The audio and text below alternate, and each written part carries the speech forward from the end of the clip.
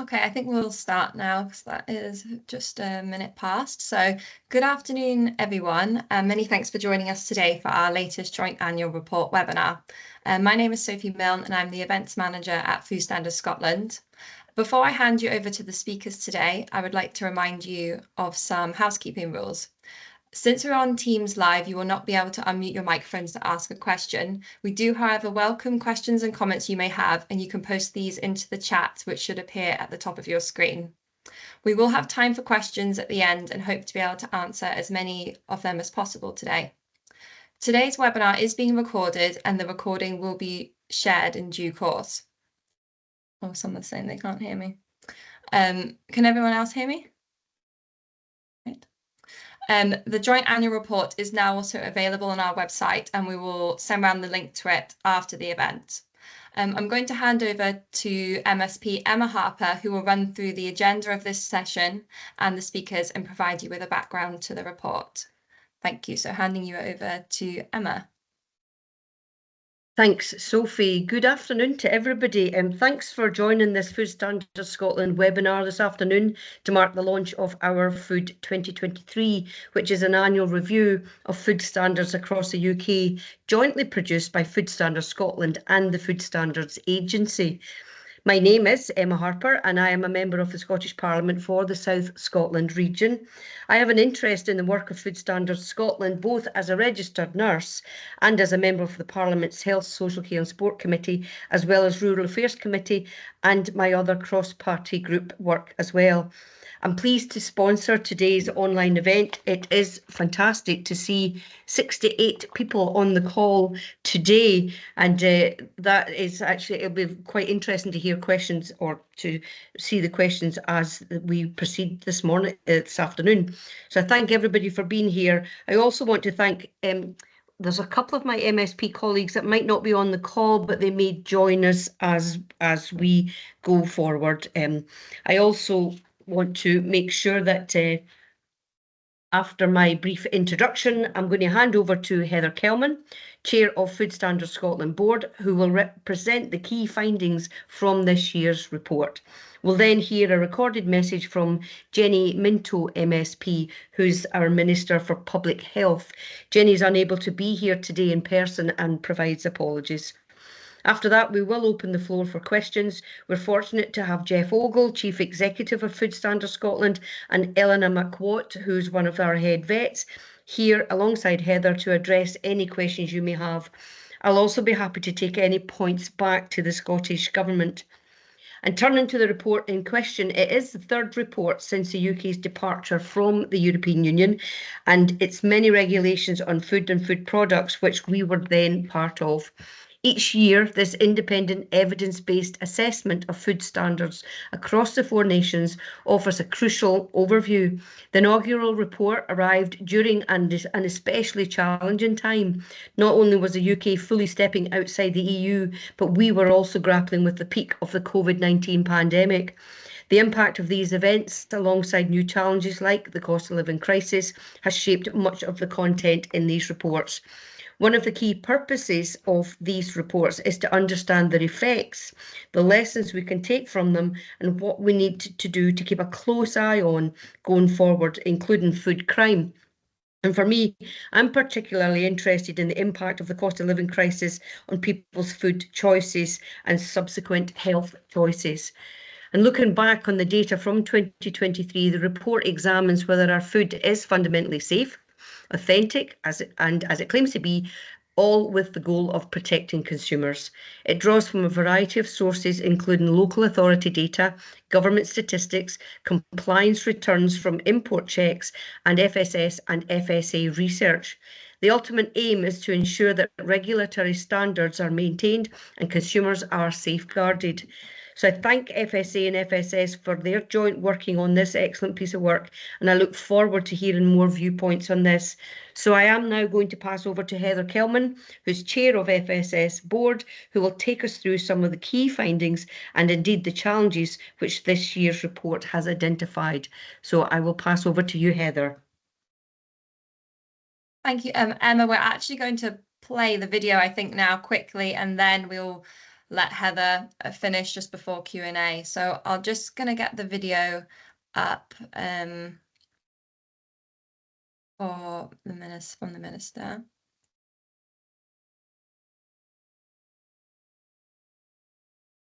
Just wait a second.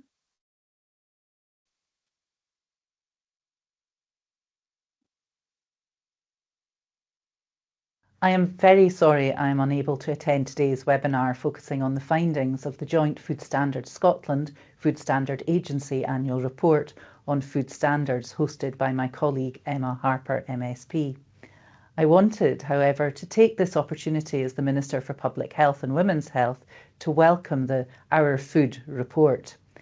This report is an important document which provides a highly informative analysis of and insights into food standards across the UK, highlighting the key issues and challenges in this area. The need for such a report is underlined by the significant contribution which the production and sale of food products makes to industry and to the whole economy.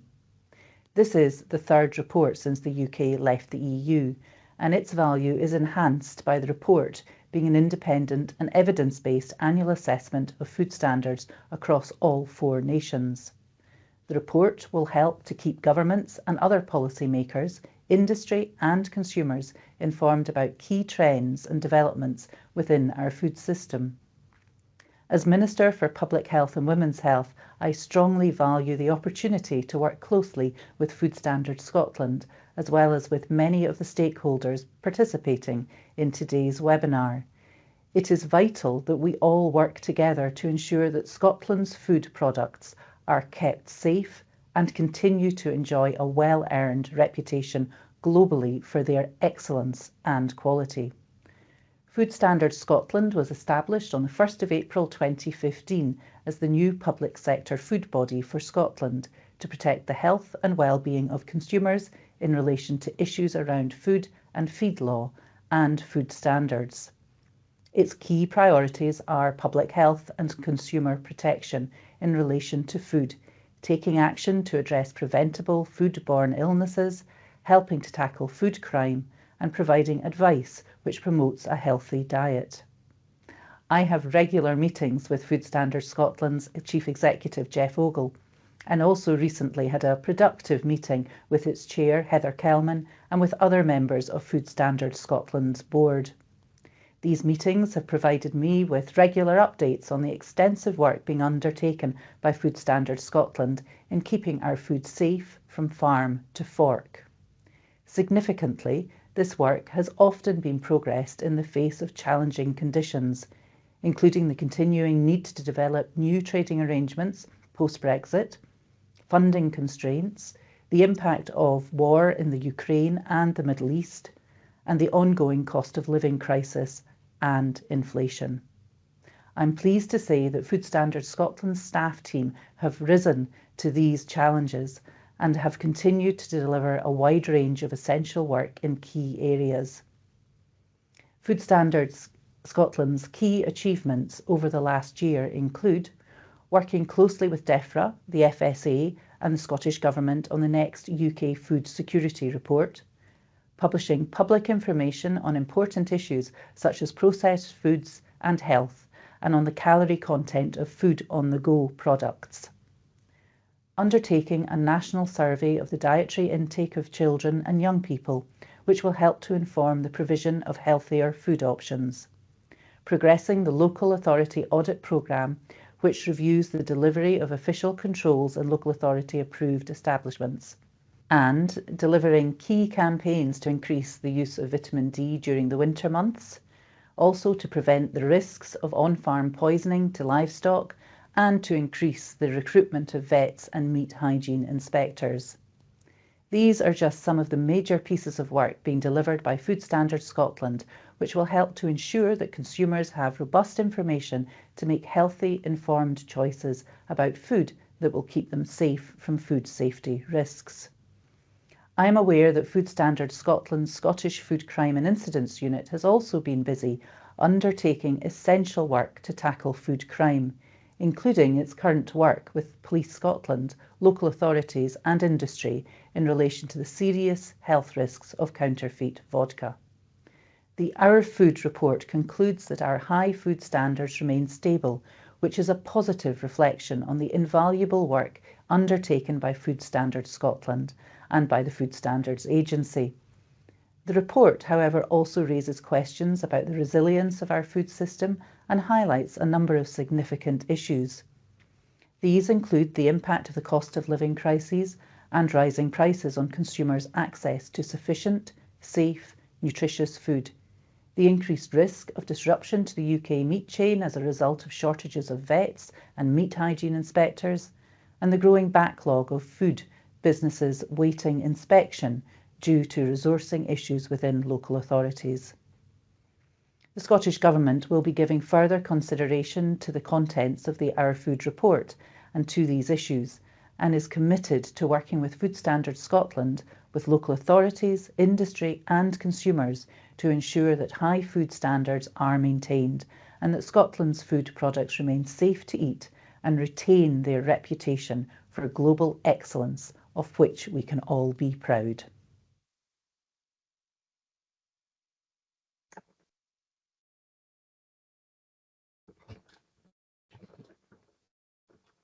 Just going to share the presentation again.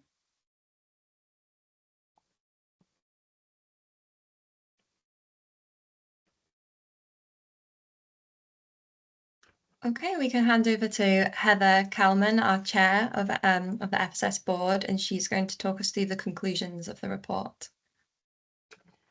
Good afternoon, everyone, and thank you very much, Emma, for hosting today, and also thank you very much to the Minister for giving us that wonderful video, taking the time to record that video and presenting it and introducing the report to us.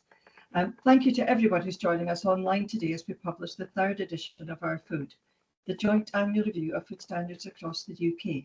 My name is Heather Kalman and I am chair of the board at Food Standards Scotland.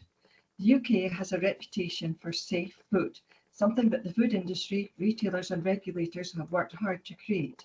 Today I'd like to emphasise the vital importance of maintaining these standards in the UK's food system. Our food system is fundamental to public health, consumer confidence and the nation's economy, with an agri-food sector contributing £128 billion to the national gross added value. A loss of confidence in the safety and authenticity of our food could have far-reaching consequences for both the public and the country's food security. At present, our analysis for 2023 shows that the current standards remain stable. However, the report highlights significant challenges that exist and which could undermine the future resilience of our food system. There are three key strategic imperatives emerging from our findings this year that will require a concentrated effort from government, businesses and regulators if we are to maintain the high levels of consumer protection and safeguard the integrity of our food system. Firstly, we must ensure that consumers have access to sufficient, safe, nutritious food, especially in the face of the ongoing cost of living crisis. Price inflation has significantly impacted household spending power, and as significant food price inflation was part of this, this has led to rising food insecurity across the UK. Our review found that approximately 3 in 10 people in Scotland reported that financial constraints were limiting their ability to access a healthy and balanced diet. The consequences of this trend are already visible. For example, in Scotland, 79% of children aged 2 to 15 are not consuming the recommended 5 portions of fruit and vegetables per day. Similarly, adults and children in more deprived areas are more likely to be overweight or obese, which is an important marker of poor dietary health and increases future health risks. If left unaddressed, these disparities will deepen existing health inequalities and place further strain on the NHS. To reverse this trend, both the FSS and FSA believe we need robust public health policies that tackle the root causes of poor diets.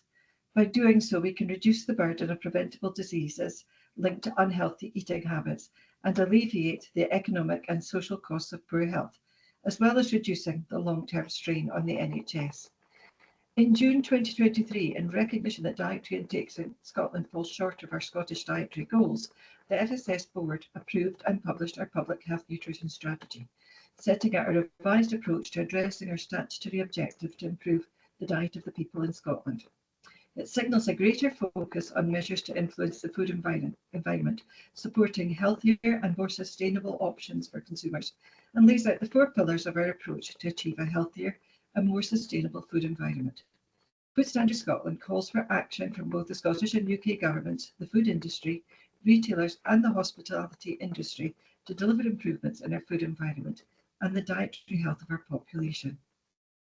Secondly, the UK's meat industry relies heavily on official veterinarians to uphold food safety and animal welfare.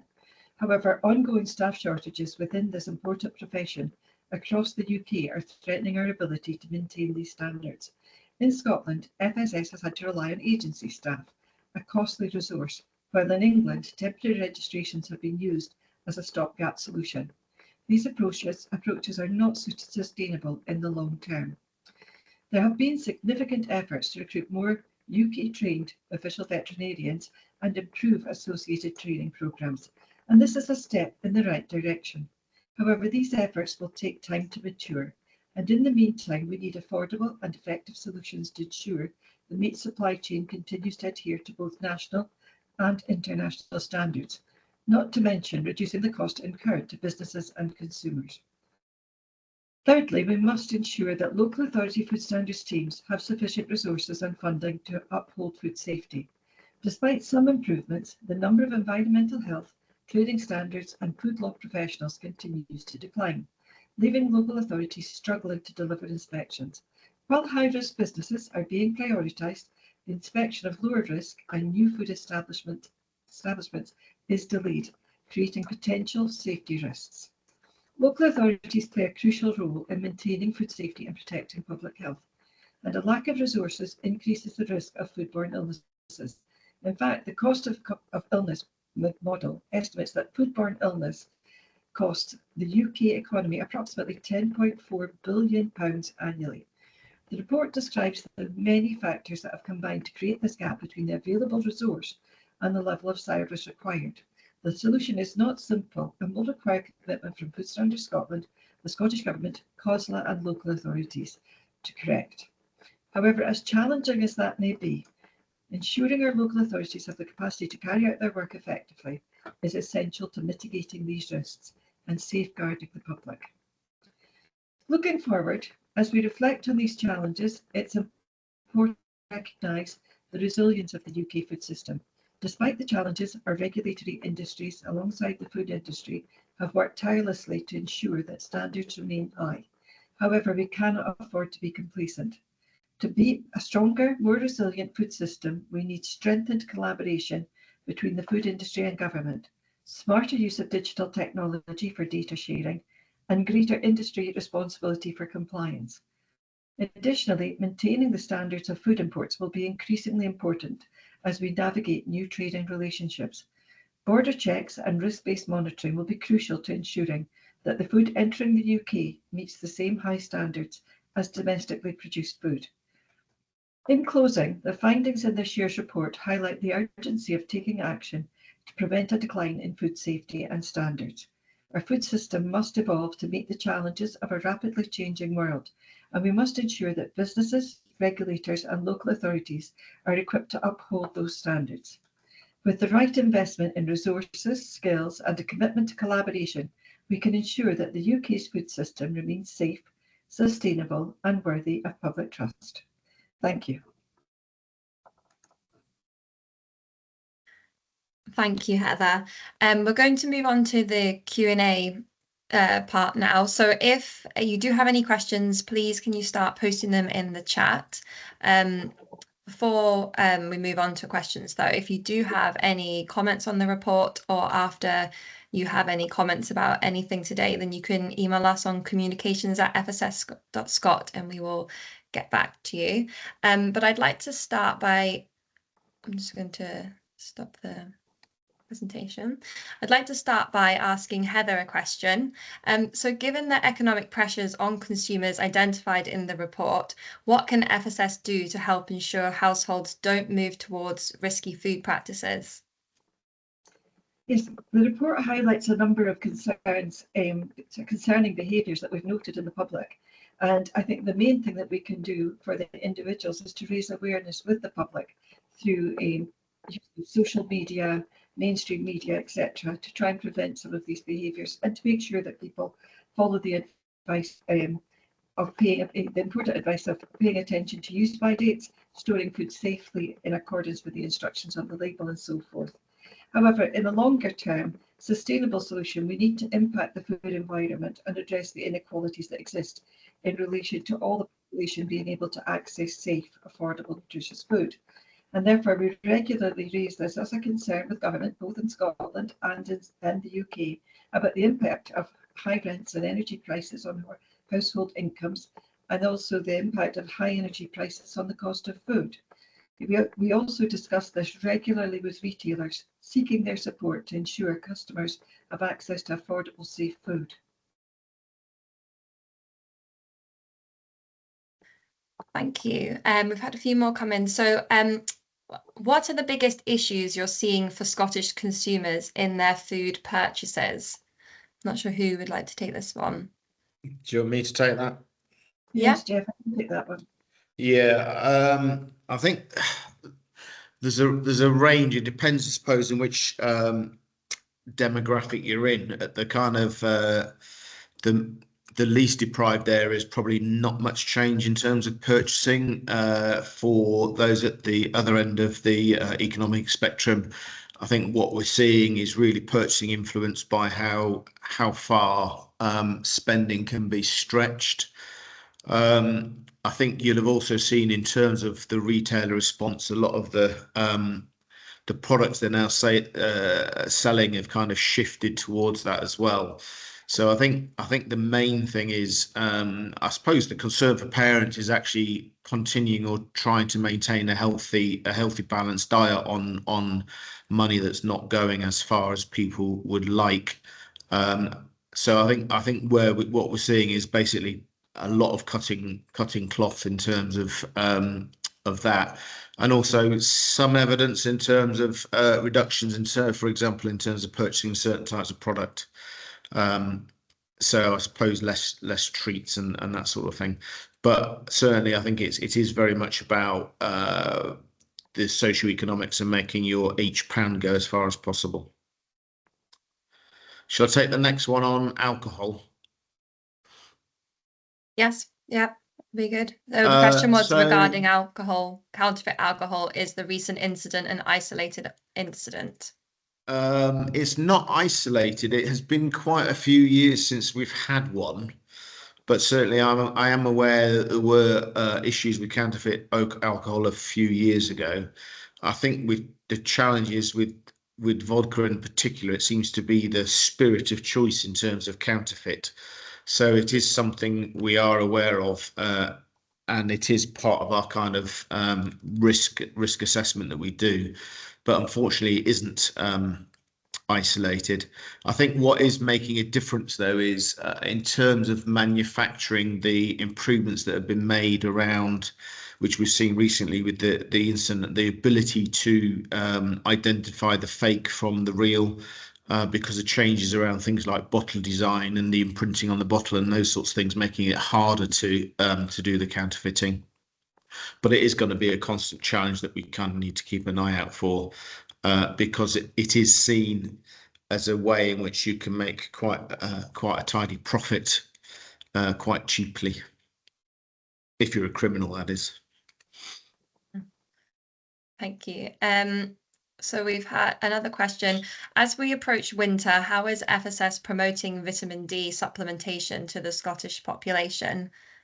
Heather, would you want to take that one? I'll take this one, and I see that's from our former board member, Carrie Rushton. So hello to Carrie. Carrie, we're doing much as we were before.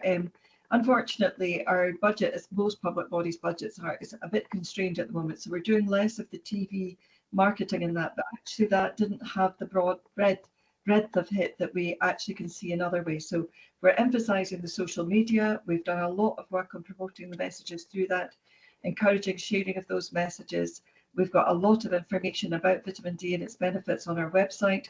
And I noted in our most recent performance report that the the interactions with the website on vitamin D have been increasing. So I think people are finding our website information on vitamin D particularly interesting. And I think we just have to keep going with that, and as much promotion by other agencies as we can get would be very helpful, because it is a particular issue in Scotland where we don't have many hours of daylight during the winter months. Thank you. Carrie also asked another question about how can FSS work with retailers in Scotland to curtail these marketing practices which are fueling obesity, but we could also tie that in, and Emma, maybe you might like to answer this. Kind of what strategies do or can FSS to employ to engage with the Scottish Government and other stakeholders, such as retailers, to promote regulatory changes which will facilitate healthier food options? Sure, if you. Yeah, so as you know, I'm really interested in the work of Tim Spector and Henry Dimbleby and Chris Van Tullochen, and just following issues around ultra high processed food. And I know it's difficult to, you know, we can't just tell people what to eat, but we need to help provide good choices for diet. So in my work with the Health Inequality Cross-Party Group and the Improving Scotland's Health Cross-Party Group, we had a presentation last week that I thought was really interesting, and we weren't looking at ultra high processed foods in particular, or high fat, sugar and salt, but we're looking at like what opportunities that me as a backbencher can do to raise awareness with the public, but also lobby my own government to engage and look at the evidence. And so at Health Committee, I've raised it on numerous occasions. I've also raised it at Rural Committee so that we can get information on the record so that people understand, well, what is it we're talking about when we talk about the classification of foods that are ultra high processed. But also, like, I've learned so much, and I'm happy to lobby Food Standards Scotland to help look at what we can do to support people. But it's a real challenge right now to, with cost of living crisis and everything else, to, you know, dictate what we think people should be feeding their children, but also supporting like the most healthy food. So there are things that I'm exploring as we take this forward. Can I just add a couple of things to add to what Emma's already covered there, Sophie? I think we've been encouraging the government for a number of years to restrict advertising on these, particularly the children's high fat, salt, sugar foods, and commitment from Labour Party to deliver on the restrictions of advertising in October 2025 are strongly welcomed, and we want to hold them to that. I think it's really important that we restrict advertising of these products that we know contribute to obesity and tooth decay in children. I think as well, the other thing that we're all waiting for and looking forward to is the work that's being led by Scottish Government on the promotions bill and the restriction of high fat, salt, sugar food. And I know that our nutrition teams participated in that work over the last couple of years. And now that the consultation on that's concluded, we look forward to working with government to bring forward new regulations on the promotion of high fat, salt, sugar foods in Scotland to bring us closer to or in line with other parts of the UK. Thank you both. So we've had a question in about, so how can Scotland ensure our food standards remain high and our livestock is as uninfected as possible by imported diseases? The current outbreak of blue tongue disease might not be a good example, but I'm not sure. I think that's for Jeff. For Jeff. 2 seconds, just let me get to the question. Sorry, which one was it again, Sophie? Sorry. It's second from the bottom. It's the imports. Imports. Yeah.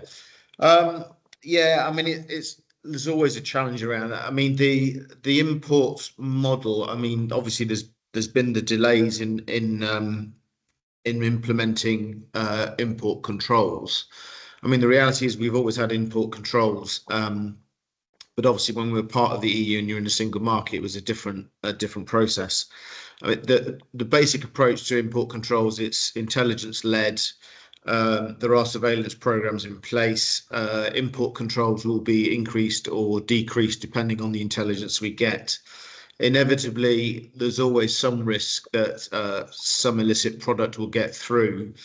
And then it's really about relying on information and intelligence we get from other businesses and consumers and actually being able to investigate it.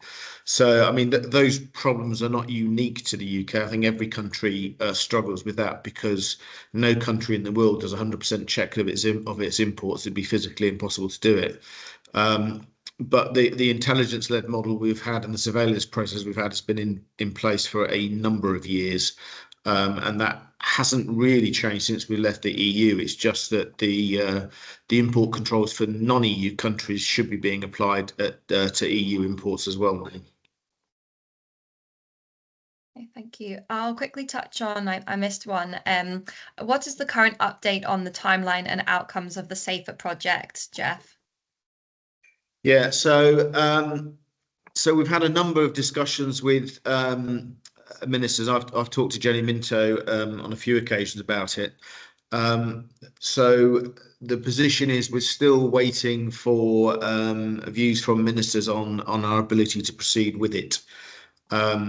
So I'm hoping that we'll get that within the next few weeks. So subject to what ministers decide will influence the direction of travel we take. Hopefully ministers will agree to it.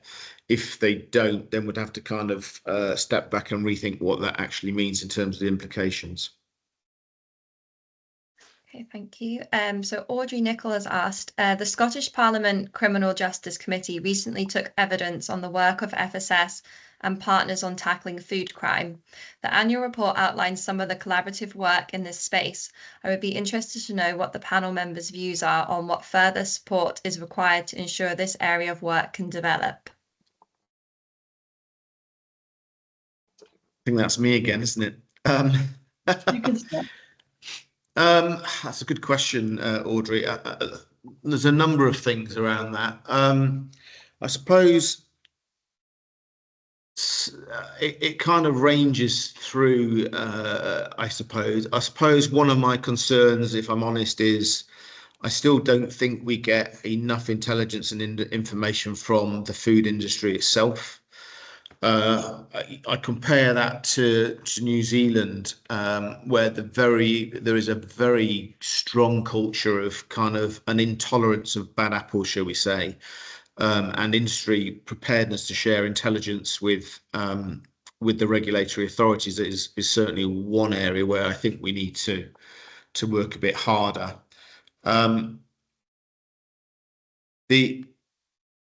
The other areas, I'd say, we've got good relationships with the Procurator Fiscal Office. We've got good relationships with the police.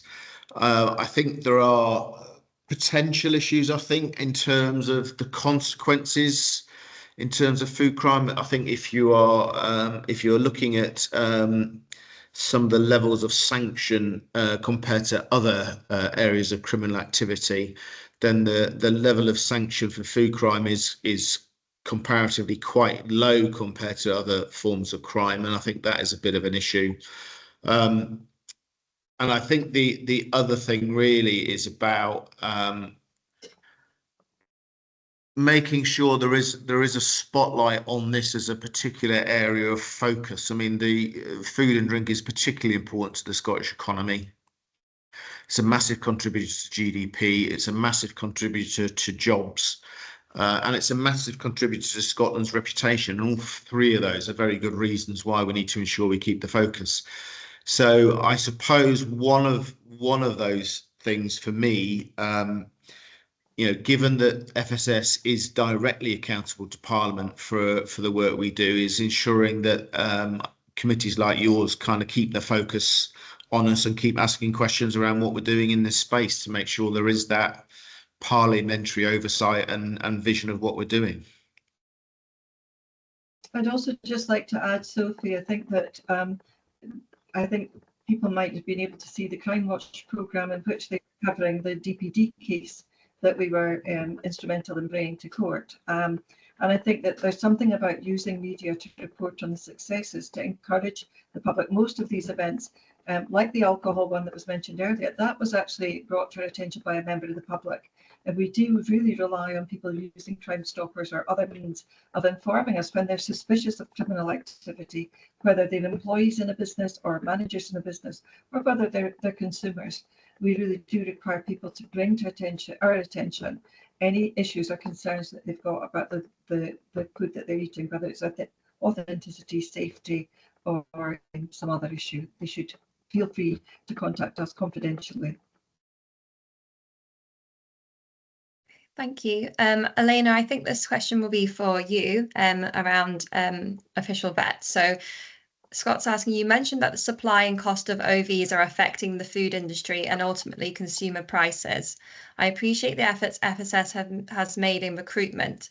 Do you think that there's more that could be done to collaborate with the industry to modernise operations and help reduce cost for both the industry and consumers?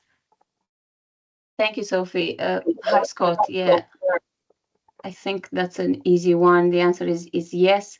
I think modernizing operations is something that has to be ongoing, and obviously it has to be done in collaboration with industry. Luckily in Scotland, we do have the right engagement forums for that. So as you know, and you're part of, I lead the technical subgroup. Sorry, Heather, there's a bit of feedback for me from your end. I'd also like to touch on the fact that additional costs come from staff turnover, and one aim, in addition to recruitment, is also to improve retention. And we've done a lot in that regard, especially for our OVs. We have recently been through the British Vet Association Great Workplace Accreditation, and we've obtained silver in that scheme, which is a huge achievement and just demonstrates that we do have a great workplace. So we are also taking action on any areas for improvement. So to me, keeping staff in place as much as possible and maintaining our current retention levels of around 90-95% is also a key focus. But I'm happy to continue our engagement via the technical subgroup. Okay, thank you. So another question. So recently Aberdeen City adopted a systems approach to obesity following successes in similar cities in the UK. We also have the Good Food Nation rolling out nationally and regionally. How can we learn from these initiatives and make sure we are joined up to understand what works to tackle major challenges like obesity and personal food insecurity?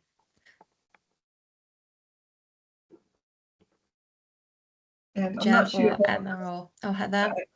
Well, I'm quite happy to start answering, but I'd be very Yep. happy for Emma or Jeff to contribute. For those of you that don't know, Jules is actually the director of the Rowett Research Institute. So thank you for joining us today, Jules. The work that your organisation does is extremely important in bringing to our attention the research approaches that do work in tackling obesity. And so thank you for the work of your department and your institute. In relation to the Good Food Nation, it's at very early stages. The theory of that is absolutely excellent. And I think that by getting the major employers and public bodies in Scotland to look at how they can develop a whole systems approach to tackling not just obesity, but actually ensuring that people have access to nutritious, healthy, safe and sustainable food is really vitally important. If I give an example of a whole systems approach, the NHS can treat obesity, but actually they're not the best people to actually prevent obesity. Food Standards Scotland can do its bit in encouraging manufacturers to reduce the calorie content of food through reformulation of products, and we've had some success in reducing the calorie content of foods across the UK through reformulation. However, I think local authorities can create an environment where by selectively choosing, being more selective about where fast food outlets are allowed to open close to schools, ensuring that people have got access to healthy foods in areas of deprivation, by encouraging community gardens or community initiatives to get access to affordable food, community kitchens. There's a lot of work they can do, but they're also major employers. And they run schools, they run local authority establishments that at what people eat in. So I think there's lots of opportunity for a full systems approach. And it's only by every part of the food system taking a few steps forward and moving towards a healthier diet that we'll actually get a significant change in our food environment and see improvements in our health and well-being. It's too complex a problem to leave to one part of the food industry or food system. We all need to take whatever steps we can to promote a better, healthier diet. Emma, do you wish to add anything? Yeah, thanks, Heather. Just pointing out that, Dynamic Earth had an event that was focusing on food and food production and as well. So that was recent, and Henry Dimbleby spoke at that event, and the Minister, Jim Fairley, stayed at the event longer than he intended because he was actually pretty impressed and switched on by what was being presented by all speakers. And also thinking about like what you've said, Heather, about Good Food Nation. It's everybody has a part to play, and because because I'm a member of Health Committee and Rural Committee, I've been interested in looking at Good Food Nation having like different cross portfolio scrutiny of Good Food Nation plans when they are submitted. And so as our Rural Committee and Health Committee are planning, we do it like business planning days. So the Rural Committee business planning day is coming up on November the 4th. And one of the things that I wanted to add was, continued scrutiny about how we're supporting the nation, because everybody has a role to address and highlight issues around tackling obesity, especially in our young people as well. So we as parliamentarians will be able to just continue to focus on what we need to do to raise awareness and scrutinise any plans going forward. But I agree with Heather, everybody has a role to do whatever we can, whether it's integration joint boards, local authorities, and Food Standards Scotland, as well as parliamentarians. Thank you. Definitely, thank you. Another question on counterfeit alcohol. In terms of providing information about counterfeit alcohol, does FSS have a role to inform GP practices and health boards to help inform people? Yeah, thank you for that. Yeah, so we have a pretty developed incident management process and protocols in place. And for counterfeit alcohol, we work very closely with Public Health Scotland.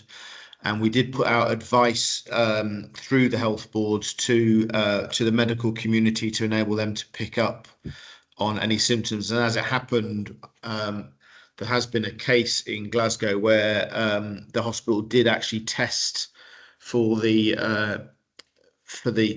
counterfeit substance IPA. It's called. I can't remember. I can't remember what it's called now.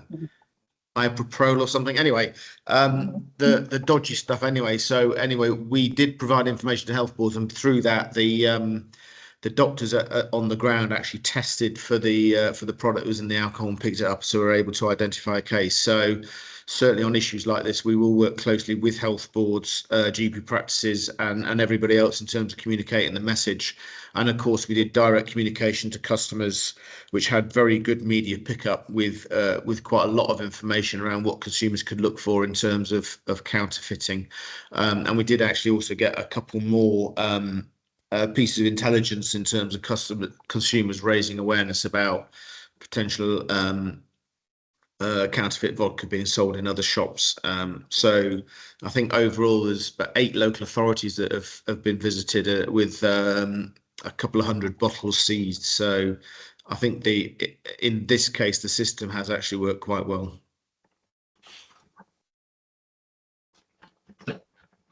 Okay, thank you. In terms of Ruth's question, we're no longer doing paid promotion on X because of advertising concerns, and we're just trying to spread our messages organically. I don't know if the Scottish Government have a different stance on that, moving away from Twitter or X and heading to more ethical platforms like Blue Sky. I don't know, Emma, if you want to answer that maybe, or we can move on. Ethical platforms, yeah, I would support that. I think there are challenges in addressing information that's put out on social media. I took myself off X, formerly known as Twitter, because it's toxic. So, but I do miss some of the really good produced research papers that I used to get linked to from my lung health colleagues and other health other professors and doctors and specialist nurses. So I think that's an interesting point about using other modes of communication. Yep. Okay, thank you. I think that's all the questions that we've had in for now. I do have one other which I would like to ask about the local authority sampling activity. So with the decline in local authority sampling activity, how can we ensure that food safety risks, especially emerging threats like new allergens, are identified and addressed in a timely manner? Sure. So yeah, so there is a concern around sampling. I suppose it's true that in general terms, the volume of sampling has gone down, primarily because of the issues around cost, if I'm honest. But I think what we've done as an alternative is actually become more sophisticated in how we target our surveillance. So using horizon scanning and other forms of intelligence, we're starting to focus on areas that we should be looking at. Not surprisingly, when you take a more targeted approach, the chances are you will actually find more of what you're looking for. So I think we also got a surveillance strategy that the board agreed a couple of years ago, which is actually doing a kind of shopping basket analysis in terms of kind of a routine assessment. So I think the answer is we're moving more away from a generalized approach to a more targeted approach in terms of where we focus our efforts.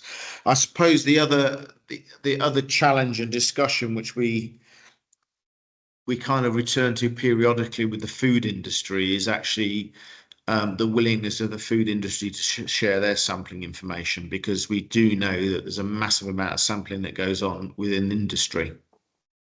So we're part of the Food Industry Intelligence Network, which was set up after horse meat, and that does share intelligence with us, and we share intelligence with them. But I think there is more scope, I think, for ways in which we might be able to get a better view of the range of sampling that is being done. I think the other thing is, for industry, there's a gain for industry, because I suspect for certain commodities there's an over testing by industry, and if you can do the statistical analysis and reduce the substances you're over testing for, or the commodity you're over testing for, you can then use that resource to kind of shift your focus. So surveillance is a key part of what we're doing. It's a key part in terms of where we want to go with SAFER, but as with many things in this area at the moment, making sure we've got sufficient funding for it is the ongoing challenge.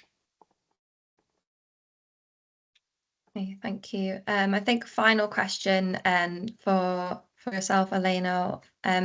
One thing that would bring a benefit to the UK food supply chain and British shoppers alike is a veterinary agreement with our biggest trading partner, the EU.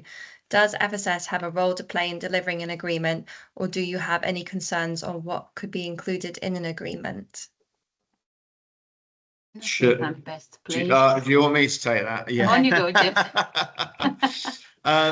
Yes, so thanks, Scott, for that question. The short answer is yes, we do have a role to play in delivering an agreement. Obviously, it's the UK government that is involved in negotiating whatever an agreement may be, but the UK should develop their position on the basis of consultation with the other administrations. Within SG, the Scottish Government have set up now a kind of steering group of senior officials to help pull together the Scottish views FSS is part of that group, so we're feeding in from the aspects that we deal with, and we're also talking to the FSA on the same issue where there's overlaps between us and FSA as well. So in terms of pushing towards SPS veterinary agreements, I think we're well plugged in with the FSA, DEFRA, Scottish Government, so we've got all the connections we need. I suspect, I mean, my concern is that the level of resource intensity required is going to be as much for getting to an SPS vet agreement as it was coming out. So there's definitely potentially quite a lot of work to be done as it develops. So at the moment, I think we're just still working through what a UK negotiating position might be, and helping to shape what the SG view might be as well. Great, thank you. I think that's all the questions we've had in. We've had a really good mix of questions and discussions, which has been great. So I think we will leave it there. But thank you very much to Emma and Heather and Jenny and Jeff and Elena as well. After this, I'm going to be sending around a link to the report for everyone and just a short survey to ask what else you might like to hear from us in the future for future webinars. And we will also send around a link to the recording, which you can forward on to your colleagues. So thank you very much, everybody, and have a lovely afternoon. Thank you. Thanks, Sophie. Bye, everyone. Bye. Thank you. Thanks. Bye-bye.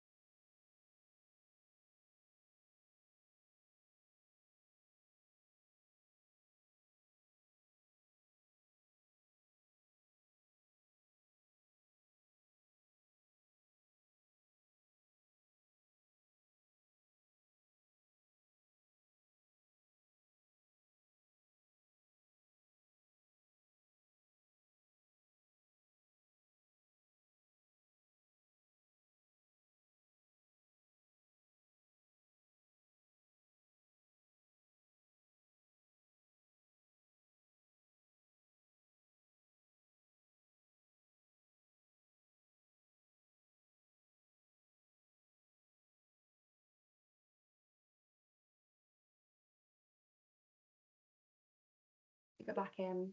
I think it's Smith.